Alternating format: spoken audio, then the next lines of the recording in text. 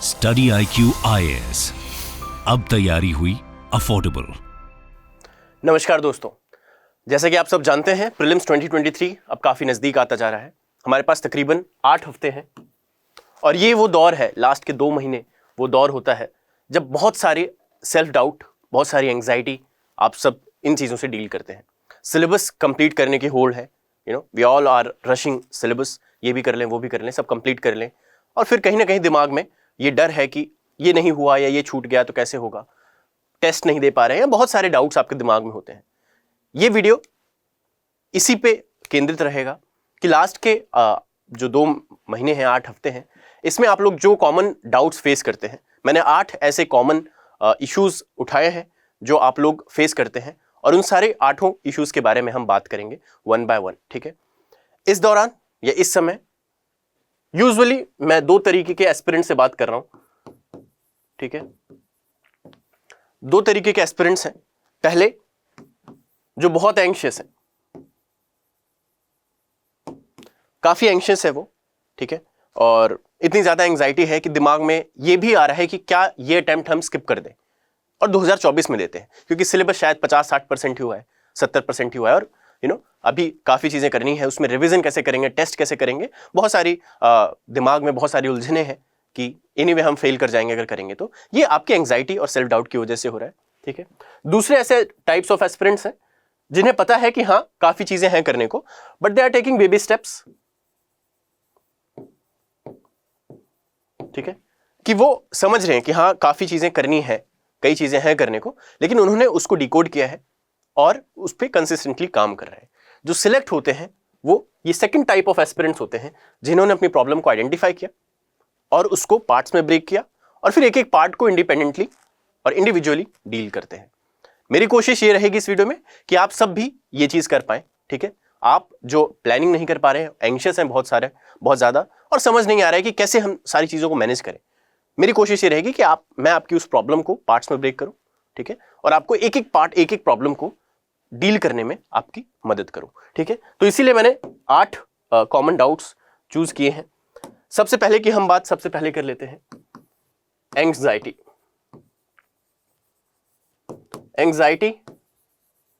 And self doubt. ठीक है, now this is very common and this is very natural. ठीक है, तो पहली चीज मैं आप सबको बता दूं, अगर आप उठते हैं, आपको घबराहट हो रही है, आपको टेंशन हो रही है, this is normal, it is normal for everyone. हर कोई ये चीजें फील करता है। अगर कोई नहीं कर रहा है तो शायद वो बुद्धा लेवल पे पहुंच गया है, या शायद वो उतना सीरियस ही नहीं है। ठीक है, ये एक सीरियसनेस आपके दिखाता है कि आपने इस एग्जाम में काफी इन्वेस्ट किया है, अपने इमोशनली और फिजिकली हर एक तरीके से आपने इस एग्जाम में इन्वेस्ट किया है। तो आपको ये दिमाग में अक्सर आता है कि क्या मुझे उसका नतीजा मिलेगा या नहीं मिलेगा। तो बहुत नॉर्मल है, ऐसा होने पे हर कोई, even Sachin, even Virat Kohli, they will tell you that they get nervous after every match, before every match. Okay, so ये सबके लिए है, ये कॉमन है। बट एक चीज भी जान लीजिए, देयर इज, अगर हम प्रोडक्टिविटी और एंग्जाइटी को एक ग्राफ पे प्लॉट करें तो कुछ ऐसा इन्वर्टेड बेल शेप्ड कर्व हमें देखने को मिलता है। यहां पे विद इंक्रीजिंग एंग्जाइटी, यहां तक, इस पॉइंट तक एंग्जाइटी के साथ हमारी प्रोडक्टिविटी बढ़ती है। हम जितना नर्वस होते हैं, जितना एंग्शियस होते हैं, हमारा दिमाग उतना हमें पुश करता है कि no, we have to work hard, I can not watch social media, I can not watch a movie, I can not go out, let's just study. इतनी लेवल की anxiety is good. Okay, but जब आप इसके इस side आते हैं तो आप देखेंगे कि आपकी जो प्रोडक्टिविटी है वो घट रही है। तो हमारी कोशिश क्या रहेगी कि हम यहां तक या ऑप्टिमल लेवल तक पहुंचे, राइट साइड में ना जाए जहां इतनी एंग्जाइटी हो रही है, इतनी प्रॉब्लम हो रही है कि हम पढ़ाई नहीं कर पा रहे हैं। I talk to a few aspirants, कुछ लोगों ने मुझे ये भी बताया कि सर मैं दिन भर रोती रहती हूँ। I talk to one girl and she was like, मैं, इतना होता है कि मैं कई बार घंटों घंटों रोती रहती हूँ, मुझे इतनी ज्यादा एंग्जाइटी हो जाती है। तो मेरी कोशिश ये है कि आपकी उस एंग्जाइटी को कम किया जाए। ठीक है, तो पहली चीज ये कि समझ लीजिए कि थोड़ी बहुत एंग्जाइटी इज गुड, बट आपको इस ऑप्टिमल लेवल के लेफ्ट साइड में ही रहना है। इतनी ज्यादा भी ना हो एंग्जाइटी, इतनी ज्यादा भी घबराहट ना हो कि आप पढ़ाई ही ना कर पाएं, क्योंकि वो काउंटर प्रोडक्टिव है आपके लिए। ठीक है, तो पहली चीज ये रही। दूसरी चीज अब बात कर लेते हैं एंग्जाइटी को कम कैसे करना है। ओके, वो तब होगा कि अभी क्यों एंग्शियस हैं आप, अभी आपको लग रहा है बस प्रीलिम्स, ओके, आप बस एक चीज सोच रहे हैं प्रीलिम्स होगा या नहीं होगा, that's all, that's what you are looking at, और उसकी वजह से आपको डर लग रहा है क्योंकि आपको प्रोबेबिलिटी समझ आ रही है कि भाई नहीं होने के भी चांसेस बहुत सारे हैं. But this is not the right way to look at any problem. Okay, let's break down the problem into minute parts, into small parts, और उसको हम इंडिविजुअली डील करते हैं. जब आप ऐसा करते हैं आप सोचते हैं कि अच्छा मुझे क्यों डर लग रहा है, बैठिए सोचिए क्यों डर लग रहा है. सिलेबस थोड़ा सा रह गया है, टेस्ट नहीं दिए हैं, रिवीजन नहीं हो रहा है, याद नहीं रह रहा है, यू नो. आप ऐसी बहुत सारी प्रॉब्लम्स को इनलिस्ट कीजिए, लिखिए कि ये प्रॉब्लम्स हैं, और फिर उनको एक एक करके डील कीजिए. मेरी कोशिश आज यहाँ पर यही है कि एक एक चीजें हम लेकर के डील करें. तो दूसरी चीज, सिलेबस और प्लानिंग की बात कर लेते हैं.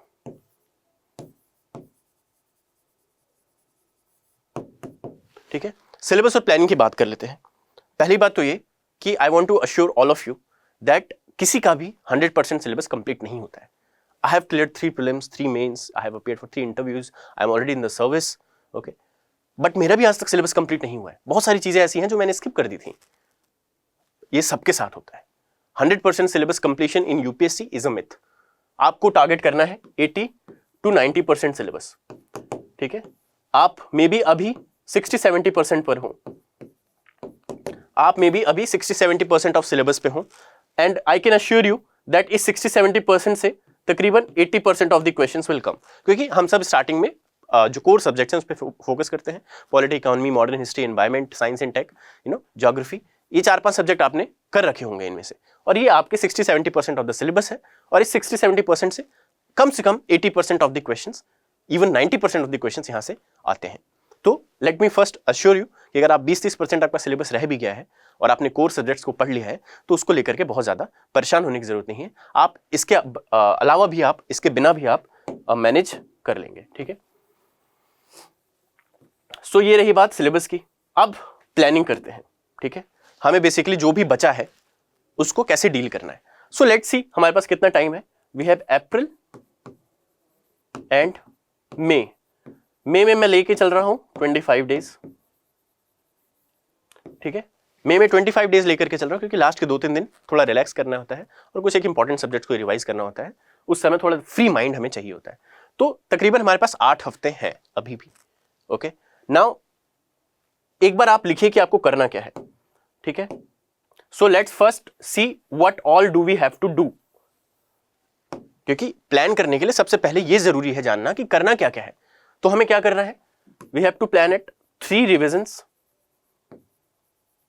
Now 3 revisions include current, you know, plus static. Static और करंट दोनों के 3-3 रिविजन्स करने हैं हमें एटलीस्ट 7-8 फुल लेंथ टेस्ट देने हैं. ठीक है, 8 से 10 सी सेट के टेस्ट देने हैं. This is all that we have to do. तो हमने पहले सबसे अपना टारगेट क्या है. ठीक है, बैठिए, शांति से बैठिए और देखिए कि आपको अभी करना क्या क्या है, और फिर हम उसको उन 8 वीक्स में डिवाइड करेंगे और ये देखेंगे कि हम कैसे कैसे कर सकते हैं. तो हमें 3 रिविजन्स करने हैं करंट और स्टैटिक मिला करके, 7 से 8 फुल लेंथ टेस्ट देने हैं. नाउ मैं फुल लेंथ टेस्ट ही क्यों बोल रहा हूं, क्योंकि अभी तक आपका स्टेटस कुछ भी रहा हो, मे बी आप में से किसी ने 20 टेस्ट ऑलरेडी दे दिए हो, मे बी आप में से किसी ने 1-2-3 टेस्ट ही दिए हैं. ठीक है, अभी आपने टेस्ट ज्यादा दिए नहीं थे. तो आपको क्या कोशिश करनी है, डायरेक्टली आप फुल लेंथ टेस्ट दें, क्योंकि आपने अभी तक जो भी पढ़ा था उस पर ईमानदारी से भरोसा रखिए. आपने ईमानदारी से आपने मेहनत की है, जो भी पढ़ा है उसको आपको श्योर रहना है, और हर एक वीकेंड पे अब आप फुल लेंथ टेस्ट को प्लान कीजिए. ठीक है, जो भी रिवीजन कर रहे हैं, आप पॉलिटी रिवाइज कर रहे हैं, कोई बात नहीं, आप फुल लेंथ टेस्ट दीजिए. मार्क्स से फर्क नहीं पड़ता है. ठीक है, क्या मार्क्स आएंगे फर्क नहीं पड़ता है, लेकिन खुद को सिमुलेट करना कि full length test mixture of questions आएंगे, एक साइंस एंड टेक का सवाल होगा, उसके बाद पॉलिटी का सवाल होगा, उसको कैसे डील करना है उसके लिए आपको अपने दिमाग को ट्रेन करना है. तो 7-8 फुल लेंथ टेस्ट हमें अप्रैल में देना है. ठीक है, उसके अलावा अगर आप चाहें, you know, depending on your level, again मैं कोई एक बहुत प्रिस्क्रिप्टिव चीज आपको नहीं बता सकता, क्योंकि हर एक एस्पिरेंट के लिए उसकी जर्नी अलग होती है, उसका लेवल ऑफ प्रिपेयर्डनेस अलग होता है. बट मैं एक जनरल चीज आपको बता रहा हूं कि 7-8 फुल लेंथ टेस्ट देने हैं. इसके अलावा आप चाहें आप एडिशनल सेक्शनल टेस्ट दे सकते हैं. अगर आप सोच रहे हैं कि आपने तैयारी अच्छी कर ली है, आप इन 7-8 फुल लेंथ टेस्ट के साथ साथ भी सेक्शनल टेस्ट को भी मैनेज कर सकते हैं, तो आप वो दे सकते हैं. सी सेट, इस पे हम और डिटेल में बात करेंगे, but this is what you have to do for now कि हम 8 से 10 सी सेट टेस्ट देंगे. तो इस तरीके से आप प्लान करें. ठीक है, अब हम इसको टाइम पीरियड में बांटते हैं. अप्रैल में we have like what 30 days. ठीक है, नाउ 30 डेज को हम 5 into 6 की तरह देखेंगे, 5 days ईच 6 सब्जेक्ट्स, ठीक है। 5-5 दिन में आप एक एक सब्जेक्ट को रिवाइज करेंगे और अब आप इस लेवल पे हैं कि आराम से आप 4-5 दिनों में एक सब्जेक्ट को आराम से रिवाइज कर सकते हैं। तो 6 सब्जेक्ट्स कोर सब्जेक्ट्स हैं, polity, economy, modern history, environment, science and tech और इसके अलावा हिस्ट्री, ठीक है। History in the sense art and culture and medieval. तो इन सब के लिए हमने 5-5 दिन दिए, इन्हीं में आप 1-1, 2-2 घंटे वीकेंड्स पे या कुछ भी आप सीसेट के लिए 8 से 10 घंटे निकाल सकते हैं। ये अलग से बताने की जरूरत नहीं है।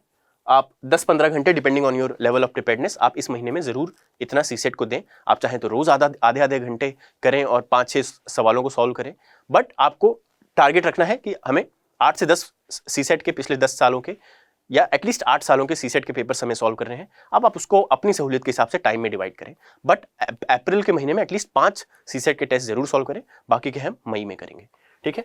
अप्रैल में आपको ये करना है, 6 सब्जेक्ट्स हमारे एक रिवीजन बेसिकली हो गया। एक रिवीजन में कोर सब्जेक्ट्स है और आपकी जो भी करंट अफेयर्स है, तो करंट अफेयर्स और सीसेट्स को आपको इसी में एडजस्ट करना है। आप सारा टाइम आपका रिवीजन और इन चीज़ों में जाना चाहिए। नई चीज़ें आप कोशिश करें कि ना पढ़ें, ठीक है। अगर कोई सब्जेक्ट, कोई कोर सब्जेक्ट अभी तक आपका रह रहा था जो आपने एक भी बार नहीं पढ़ा था, तो उसको आप इस टाइम टेबल में कहीं पे एडजस्ट करें। अदरवाइज कोई बहुत सारी अलग नई चीज़ें पढ़ने की जरूरत नहीं है। कोर सब्जेक्ट्स पे ही हम फोकस करेंगे और टेस्ट पे हम फोकस करेंगे। तो अप्रैल में आपको ये करना है।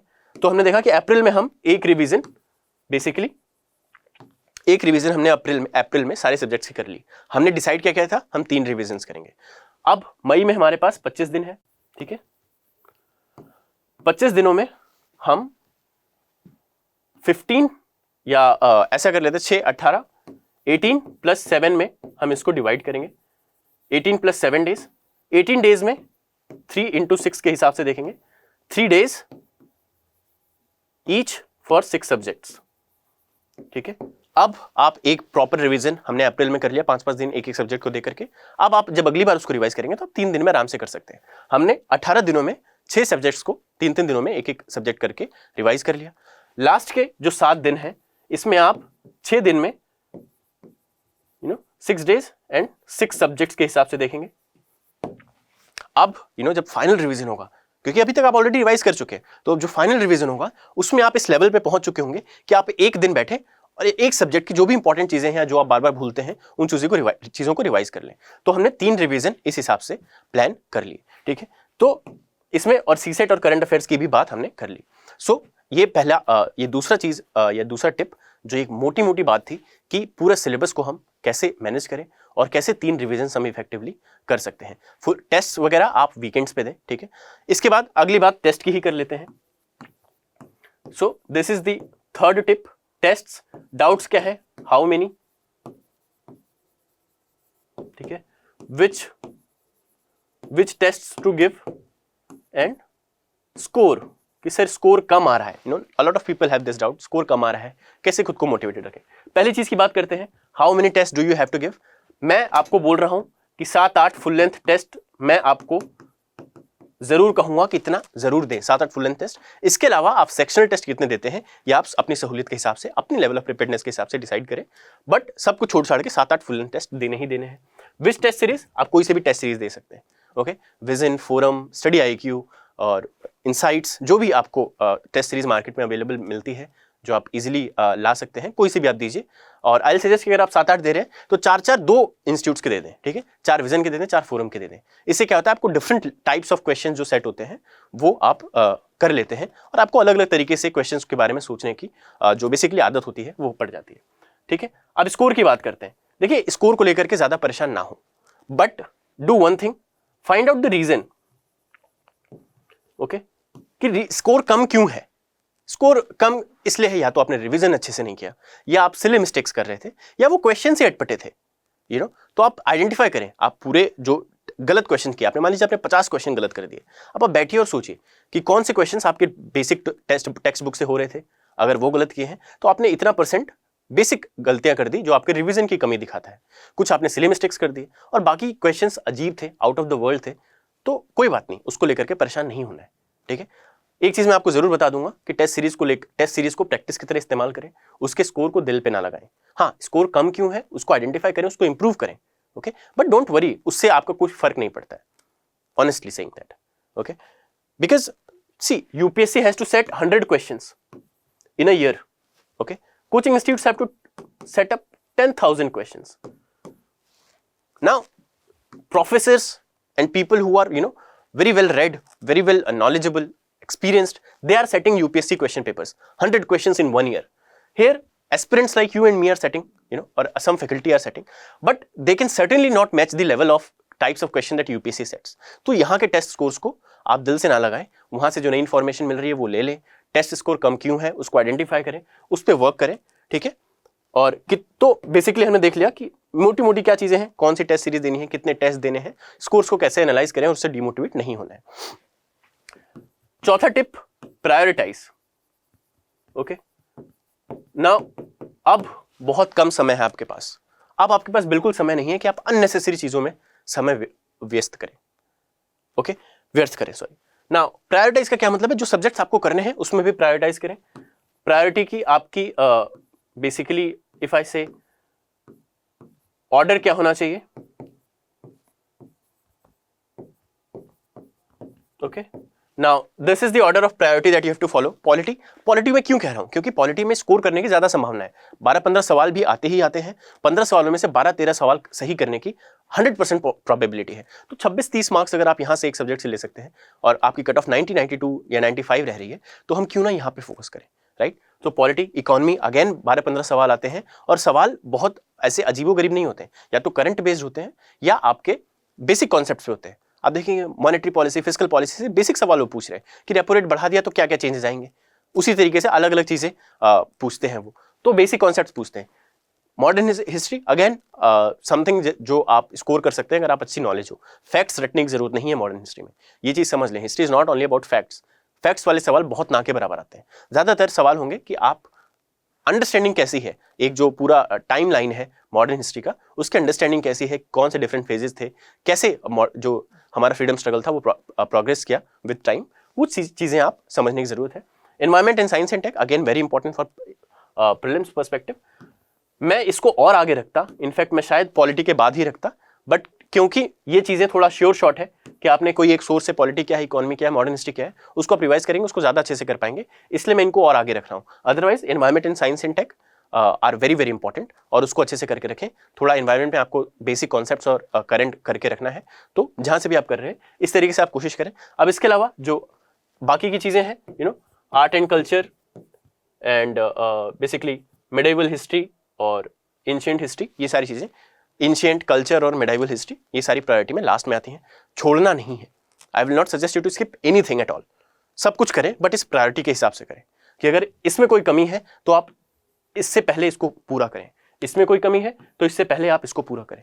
इस प्रायोरिटी के हिसाब से आपको प्रोग्रेस करना है। प्रायोरिटाइज कैसे करें इसकी हमने बात कर ली। पांचवा टिप, सीसेट को लेकर के बात कर लेते हैं। नाउ बहुत सारे लोगों को सीसेट का डाउट होता है, सीसेट में डर लगता है। मैं उनसे पूछता हूं भाई तुम्हें किस चीज से डर लगता है, they are not able to tell me sir कि पर्टिकुलरली इस चीज से डर लगता है। देखिए सीसेट कोई आर्बिट्ररी चीज नहीं है, सीसेट में भी कई सारी चीजें हैं, मैथ्स आता है, रीजनिंग आती है, डेटा इंटरप्रिटेशन, कॉम्प्रिहेंशन, 4-5 चीजें आती हैं। अब मैथ्स में भी कोई एक आर्बिट्ररी यूनिट नहीं है, मैथ्स में भी तो आपका रेशियोज का कॉन्सेप्ट आता है, प्रोपोर्शंस का कॉन्सेप्ट आता है, परसेंटेज का कोई कॉन्सेप्ट आता है, देन टाइम एंड स्पीड वाले कॉन्सेप्ट्स आते हैं, वर्क वाले कॉन्सेप्ट्स आते हैं। ऐसे आप 5-6-7 कॉन्सेप्ट्स आइडेंटिफाई कीजिए कि यार ये अगर थोड़ी भी मेहनत करूंगा तो उनको मैं तैयार कर लूंगा। तो इस तरीके से सीसेट में आइडेंटिफाई करें कि आपकी स्ट्रेंथ क्या है, वीकनेस क्या है, स्ट्रेंथ को और स्ट्रांग बनाएं, वीकनेस को थोड़ा कम वीक रहे। और अगर मान लीजिए कॉम्प्रिहेंशन, कई लोगों का वीकनेस होता है, अब कॉम्प्रिहेंशन 25-26 सवाल आ रहे हैं तो आप कॉम्प्रिहेंशन को इग्नोर तो नहीं कर सकते, राइट। आपको कॉम्प्रिहेंशन इतना करके जाना है कि आप 15-16 अटेम्प्ट कर पाए और उसमें से 10 सही कर दें, ठीक है। So now this is how you have to plan. तो ये रही सीसेट की बात। सीसेट में अभी क्या करें, अगर आपने सीसेट को अभी तक इग्नोर किया है तो आई सजेस्ट कि आप अगले 2 हफ्तों में ही, अगर आपने इग्नोर किया है तो आपने थोड़ा बहुत किया है तो आप अपने पेस पे ही सीसेट को फॉलो करते रहें। बट फॉर समवन जिसने अभी तक सीसेट को इग्नोर किया था, वो अगले 2 हफ्तों में 5 टेस्ट दें सीसेट के। टेस्ट यानी PYQs, ओके, किसी कोचिंग के टेस्ट नहीं, 5 PYQs 5 सालों के। आप 100 test, basically 80 questions in each PYQ, आप वो करें, ठीक है। तो 5 जब आप दे देंगे, आप आराम से उसको बैठ करके एनालाइज करें और देखें कि आप कौन से पोर्शंस में, कौन से सेक्शंस को अटेम्प्ट करने में ज़्यादा कंफर्टेबल थे, किस में आपने ज़्यादा अच्छा स्कोर किया है, किस में ज़्यादा काम करने की ज़रूरत है। तो सबसे पहले जो लोग डरे हुए हैं और सीसेट के लिए कुछ कर नहीं रहे हैं, सबसे पहले आप आइडेंटिफाई कीजिए कि आपको प्रॉब्लम क्या है, ठीक है, और फिर उस प्रॉब्लम पे एक्ट कीजिए और उसको धीरे धीरे आप इंप्रूव कीजिए। टोटल आपको 10 टेस्ट एटलीस्ट सीसेट के देने हैं। एंड ट्रस्ट में, अगर आप 10 टेस्ट यानी 10 पिछले साल के 10 सालों के सवालों को सॉल्व करना है, वही एग्जाम एनवायरनमेंट में 2-2 घंटे करके आप सॉल्व करें, ठीक है। और अगर आप ये 10 सालों के कर लेते हैं, उसमें जो भी वीकनेसेस हैं उसको प्लग कर लेते हैं, तो आई एम श्योर कि आप एक कंफर्टेबल चांस स्टैंड करेंगे to clear this exam. Again CSAT is qualifying, ज़्यादा डरने की जरूरत नहीं है, बस अपनी प्रॉब्लम्स को आइडेंटिफाई कीजिए, एनलिस्ट कीजिए और एक एक करके उस पर काम कीजिए। प्लान करना बहुत जरूरी है रेदर देन कि सिर्फ डर के बैठे रहना। अब एक और tip regarding NCERTs and newspaper. Now बहुत सारे लोगों का डाउट है क्या NCERTs को रिवाइज करें? अब big no, except for geography obviously, जिसमें भी आपने रेफरेंस बुक पढ़ी है उसकी NCERT को अब लास्ट के 2 महीनों में रिवाइज करने की कोई जरूरत नहीं है। अगर आपने NCERTs में से नोट्स बना लिए थे छोटे छोटे, उनको आप एक बार देख सकते हैं, बट अगर आपने रेफरेंस बुक किसी सब्जेक्ट के लिए रेफर की है तो उसकी NCERTs देखने की जरूरत नहीं है। ज्योग्राफी में आपने रेफरेंस बुक कोई नहीं की होगी तो आप ज्योग्राफी में ऑब्वियसली NCERTs करेंगे, उसके अलावा कोई NCERT करने की जरूरत नहीं है। न्यूज़पेपर्स, अगर आप अभी पिछड़ रहे हैं कहीं पे, अगर आपको लग रहा है कि स्टैटिक सब्जेक्ट्स कम हुए हैं, थोड़ा सिलेबस ज़्यादा गैप है, आपका करंट अफेयर्स मैगजीन्स आपने रिवाइज नहीं की, ईयरली कंपाइलेशन आपने नहीं पढ़ा है, टेस्ट आपने कम दिए हैं, आपके अगर बेसिक प्रिपरेशन में थोड़े लूप होल्स हैं, तो आप न्यूज़पेपर को अभी अवॉइड कर सकते हैं। अप्रैल महीने से आप न्यूज़पेपर पढ़ना छोड़ सकते हैं, ठीक है। This is something that I will suggest. Ideally आपको पढ़ते रहना चाहिए क्योंकि आपका सोचने का पर्सपेक्टिव वाइड होता है। पता नहीं आप न्यूज़पेपर में क्या पढ़ लेंगे जिससे आपका प्रीलिम्स का कोई क्वेश्चन सॉल्व हो जाएगा, कोई एक ऐसी चीज़ पढ़ेंगे जिसमें आपका कॉन्सेप्ट क्लियर होगा और उससे आप क्वेश्चन सॉल्व कर पाएंगे। बट स्टिल अगर आपकी बेसिक प्रिपरेशन में कमी है तो आप न्यूज़पेपर को भी अवॉइड कर सकते हैं। So this was the 6th tip. 7th जो कॉमन डाउट है कि sir economic survey and budget का क्या करें। नाउ अगेन पहली बात तो ये कि अगर आप कर भी रहे हैं इकोनॉमिक सर्वे और बजट, तो उसमें से सिर्फ जो कोचिंग इंस्टीट्यूट्स के समरी होती है, विजन आई समरी निकालता है इकोनॉमिक सर्वे और बजट की, वो समरी देख सकते हैं। बट अगर आप कहीं पे भी बेसिक प्रिपरेशन में आपकी कमी है तो I will suggest, strongly suggest that you skip economic survey and budget, okay. ज़्यादा आपको इससे कोई नुकसान नहीं होगा। बेसिक जो करंट अफेयर्स चल रहा है इन्फ्लेशन को लेकर के, जीडीपी को लेकर के, ये सब आप जब इकोनॉमी की करंट अफेयर्स पढ़ेंगे या ईयरली कंपाइलेशन पढ़ेंगे तो ऑलरेडी उसमें ये सारी चीज़ें होंगी, ठीक है। इसके अलावा इकोनॉमिक सर्वे और बजट पढ़ने की जरूरत नहीं है। So this is the 7th tip. Finally बहुत सारे लोगों को एंशिएंट, मिडाइवल एंड कल्चर, बहुत सारे लोगों के साथ ये दिक्कत रहती है कि उन्होंने ये बेसिक सब्जेक्ट्स ये सब्जेक्ट्स को उतनी इंपॉर्टेंस नहीं दी क्योंकि हम और दूसरे कोर सब्जेक्ट्स में ही लगे पड़े थे। क्या हम ये स्किप कर दें? Now I will say no, okay. Skip कुछ भी नहीं करना है, बट आप इसको जुडिशियसली इसको प्रिपेयर करें। आप इसमें बहुत ज़्यादा समय ना दें। आप कोई भी शॉर्ट नोट्स ले लें, ठीक है। वाजीराम की येलो बुक आती है, ओके। उसके अलावा ल्यूसेंट की भी किताब आती है, तो आप ऐसी कोई भी एक नोट्स उठा सकते हैं मार्केट से, या आपने अगर कहीं से कोचिंग लिया और आपके पास शॉर्ट नोट्स हैं और आपको लगता है हाँ मैं ये चीज़ बैठ करके 2-3 दिन में एक बार एंशिएंट और मिडाइवल पढ़ लूँगा, 2-3 दिन में आर्ट एंड कल्चर पढ़ लूँगा, तो इतना समय इसको देना जायज़ है, आप दे सकते हैं, बट इससे ज़्यादा नहीं। स्किप नहीं करना है, बट 3-4-5 दिन आप इन सब्जेक्ट को दे सकते हैं। उसको एक बार पढ़ लें, लास्ट में उसको 1-2 बार रिवाइज कर लें, ताकि थोड़ा बहुत आपके पास रेजिडुअल नॉलेज रहे। और आप अगर 5 सवाल आते हैं एंशिएंट हिस्ट्री से, या एंशिएंट और मिडाइवल मिला के 6-7-8 सवाल आते हैं, तो उसमें से आप 2-3-4 अटेम्प्ट कर पाए, ठीक है। छोड़ना नहीं है, बेसिक मिनिमम कर लें, बहुत ज़्यादा कुछ ना करें, नोट्स करें। मैं ये सजेस्ट करूँगा rather than going for NCERTs now.